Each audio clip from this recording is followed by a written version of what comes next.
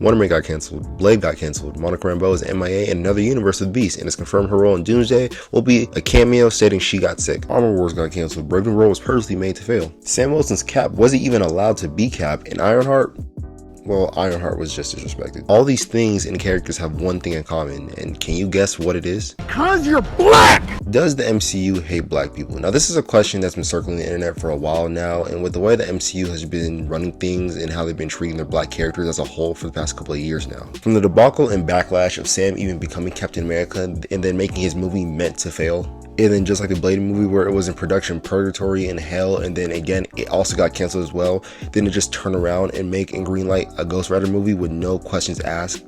Not to mention Armor Wars has been a straight purgatory after Captain America and the Winter Soldier seemed like they were setting up Sam and Rhodey to be the next Cap and Iron Man in the MCU. Also, many people like to point out the fact that Ironheart has not only been heavily undermarketed, but also the point that just like other black characters in the MCU where they were introduced, we haven't seen Riri in a while. But to be fair, with Ironheart, she is pretty fed up with Mephisto right now, so Marvel, I'm gonna let you slide. I'm gonna give you a pass with that one, but it's the only one. But asking the question again, does the MCU hate black people? I don't really know how to give a definitive answer to that, truthfully speaking. Not only because I want to refrain from using Marvel as a whole since the whole negative PR with the MCU right now, so I want to be specific with my words. And again, to mention the fact that in the 616 universe and Marvel Comics as a whole, they're not afraid to put their people in the color in display and actually utilize their, black characters and non-black characters, just utilize their people of color as a whole. Well, in comparison to Discrimination Comics down the street. You light my fire. I feel my life with you, baby. You blow my mind. I'm satisfied. But DC did just announce Absolute Cyborg and a Vixen and Static Shock ongoing, so you know what, maybe they have started to change for the better. But returning back to the MCU, I can definitely say that I get what people are going for with this whole anti-black MCU thing going on right now. Just recently, Wonder Man got canceled just after the lead actor got nominated for an Emmy and a second season was greenlit and reported to be in the works. Now, as someone who knew who Wonder Man was prior to the MCU, I'm not going to sit here and act like I was the biggest Wonder Man reader. Mainly from what I knew about Wonder Man, he was from the comics, he hung out with the Avengers, he had a relationship with Scarlet Witch, and most notably, he was white. So if you followed that side of the news when Wonder Man was in development and it was announced that he was going to have a black actor, you knew the decision of changing Simon's race from the show was met with a lot of backlash, of course. But still though, after all the uphill fighting the show went through, the lack of marketing, the lack of studio trust, even the lack of superheroing within the general show, the show was still met with high praise and found its way into the Emmys. So obviously it's weird that Wonder Man was cancelled, right? If this is anything, this is what visual representation of the black struggle looks exactly like. When we've been given an opportunity or handed something that is yet clearly meant to be a failure, or a person's corporation that doesn't just believe in us, we still find a way to turn that thing into beauty, and people want to A, either ride the high with us like they believed us the whole time, or B, they want to rep the benefits, and when that's done, they shaft us along once the praise is done. It just makes it seem like we're always on a never-ending uphill battle and there's no light at the end of the tunnel. People online have also taken the cancellation of Wonder Man and compared it to Daredevil, saying that even though the rival series of Born Again has been met with similar studio interruptions, a poor season 1 and a following season 2 with lower viewership and no accolades, Born Again was still greenlit for season 3 and just recently wrapped filming. And while I can see the disdain in that, I don't really blame Daredevil. I mean, the Netflix show was and still is legendary to this day, and from a comic to comic comparison, Daredevil is still a bigger name than Wonder Man. Not to say that the comparison isn't fair, I get what y'all saying, trust me. But looping back this conversation to the MCU's treatment of black characters in general, the questionable choices they made putting their black characters in the back burner is definitely one worth a discussion. And honestly, not just their black characters, but the people of color as a whole. Kamala, Lewis, Monica, Eli Bradley, America Chavez, some new faces to the MCU that we haven't seen since their debuts, or when they started to get momentum and finally break out, Marvel just put them on the shelf back again. So is the MCU really that afraid of color? Gas, the white brand American corporation is afraid of progression? What? Who could have seen that coming? Now, I won't lie, after this year's Comic-Con and seeing what they have planned, the whole anti-black look being painted on the MCU right now isn't that hard to disagree with. Seeing how fast they seem to be moving past whatever the multiverse saga was and into the mutant era and probably reboot of the MCU after Secret Wars, especially after the whole Jonathan Majors situation, which he was proved innocent for, but like I said, I'm not going to count those chickens. The idea that Steve will return for a new face or even have another Iron Man again, once again taking away from War Machine and putting it back into the sidekick position, kind of irks me in my black soul. Hell, I wouldn't be surprised if the new MCU they're gonna bring back synergy for white Nick Fury or Nick Fury Sr., thinking we've had enough of Samuel Jackson's Nick Fury. And while yes, it is reported that Nova will be getting a movie, I'm willing to bet the whole house is gonna be Richard Rider and not Sam Alexander. But to be honest, I would hate that. Richard Rider is freaking awesome. But still, seeing how fast the MCU is to greenlight or move on or back to their quote-unquote white heroes does kind of leave a bad taste in my mouth. Especially when over the years the MCU has been afraid to whitewash some of their characters and bring them to the big screen. To this day, people are still disagreeing with Elizabeth Olsen's casting as Wanda. That's not my fight though. I liked her interpretation as Wanda, but I can definitely see where y'all coming from when you put her side to side from Rivals Wanda and even Comics Wanda. And while this seems like mindless hating and shaming the MCU, I promise you it's not. I can definitely push my negativity to the side and say the positive and see the positive representation we gotten from the MCU. Hannah John Kamen's Ghost is vastly different from her comic counterpart, both gender and ethnicity aside, and that was honestly for the best. Florence Pugh Yelena is probably some of the greatest Russian representation we've ever gotten in superhero media as a whole. And even though the MCU keeps respecting Simu Lee and Shang-Chi, I always said that Shang-Chi felt like the Black Panther for Asian community, and I just love that for them. I had a great time watching that movie. So while yes, the MCU does get brownie points here and there for getting good representation in the MCU, I can't discredit the shafting you've done for your black characters, especially when you put them on such a high pedestal and then just pull the rug from beneath them right when they're starting to have some sort of foundation. But hey, at least we have Ryan Coogler and Black Panther. Shout out to my boy David Johnson. So will this get better? I don't know, time can tell. Right now it is looking pretty bleak for the black community and just black characters in the MCU as well, but who knows, maybe it will get better.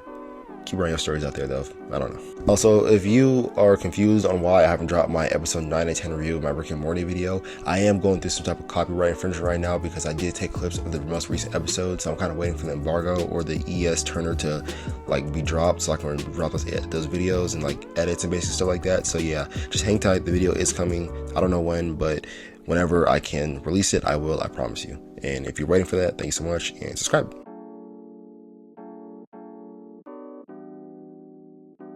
Well, we're here. We finally made it. After 10 whole episodes, 2.5 months of Rick and Morty content, and so much to talk about, we finally arrived to the end of the season. Now, before I say anything more, I just want to address something real quick.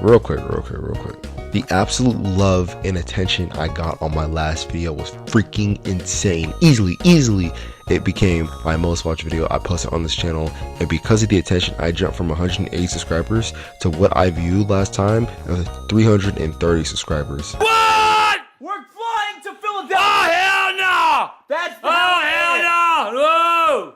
Y'all jokers must be crazy.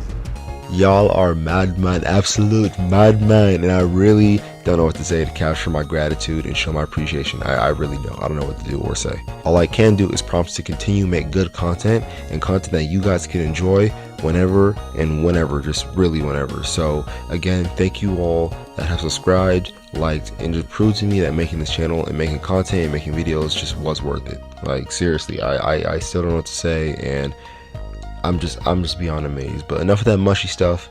Let's get straight to it. Let's get to the fact that why you clicked on this video. Rick and Morty season 9, episode 9 and episode 10. Here we go. Salute your Morts. Now this episode to some people has been labeled as this season's second miss after the Kung Fu episode, and I for one honestly have to disagree. Now, way back when season 9 was announced, this episode's intro was actually teased in a storyboard, and later on the season's clip was actually shown as well, so it really is kind of weird to see this soon after effects of this clip take place.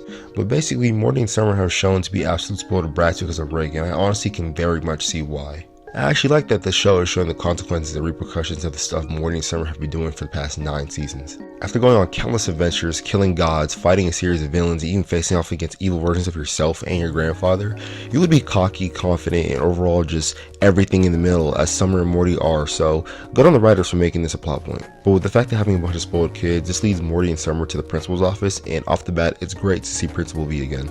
I am not calling that man by his name. I feel like as the show has progressed, Morty's school life has gotten less and less important, so to see the school characters from earlier seasons return this late in the game, it's really cool. You know, it gives you that early season feeling. Anyway, Summer and Morty are in the principal's office because they laced the students gum that gave them the student body ability to have perfect memory, and of course what the teenagers are beginning to relive their most intimate moments, because that's just what teenagers are like, I guess. It's also said that Morty was ripping off Naruto's substitution jutsu, and Summer was making the bathroom toilet say your weight, and when she sat on it, which led to them being expelled from school, and pause again. The idea and concept of Morty and Summer in school. Rick is the smartest man in the known universe and beyond, so why exactly is school so important to Beth and Jerry? Probably to keep that domestic feeling, but I don't really buy it. Also, Jerry saying suspend them with pay is funny because now that he has a job, he's using job lingo, and I really like that Jerry has a job from episode 5. Nice to see that continuity is like sticking around. We can also see the lack of empathy in Morty has stuck around, well, due to the fact that he's acting this way, and I just gotta say, the show's writers really suck at continuity, so the fact that we're getting like bits of continuity that season 9 like sticking, good on them, good props on them. Rick and Morty is pretty terrible at keeping up with the show's continuity, so to see them make callbacks like a normal sitcom is a-okay in my book. But Rick suddenly appears, fixing everything, and Beth tells him that the kids are expelled, which immediately causes Rick to turn the principal to a carrot. And I do like how immediately Rick defends Summer and Morty, really does just add on to the theme of how much he's developed within the family. Rick suddenly changes the principal and expels them and gives them A's, but Beth blames Summer and Morty's ego on Rick, bailing them out all the time, and this causes some problems for me personally. While yeah, Rick is usually the one that bails them out, let's not act like Morty and Summer don't have their own fair share of saves under their belt. I mean, Summer literally gets paid to do Rick's dirty work, and Morty goes on so many missions with Rick, he's developed his own killer instinct at the age of 14 years old. So it's definitely 50-50. We get to see Morty use the substitution jutsu, and Rick caves, saying that there's this place off-world to rich parents and their kids before he summons Morty back like Mjolnir. And this was a really funny gag. The next scene, we see Rick driving Morty and Summer to the off-road planet, and we get to see just how much of an a-hole Summer and Morty are because of the prank they put on Rick. But of course, this proves to be a very dumb idea when Rick shows Summer and Morty who the top dog is, removing their cybernetics and enhancements in a very gruesome way. Of course though, Rick reverts all this, and it's been theorized that the healing gas Rick places on Summer and Morty actually brought back Morty's empathy, and I can kind of subscribe to this theory. Mainly because for the rest of the episode, we get to see the old Morty we've known prior to episode 8, and it's also because, well, it's shown that he was healed and, whole, so I wouldn't think that the healing gas reversed the person to the way they were prior to the gas, so it does make sense that Morty's empathy is brought back. Again, great continuity from the writers. I'm in love with broken girls,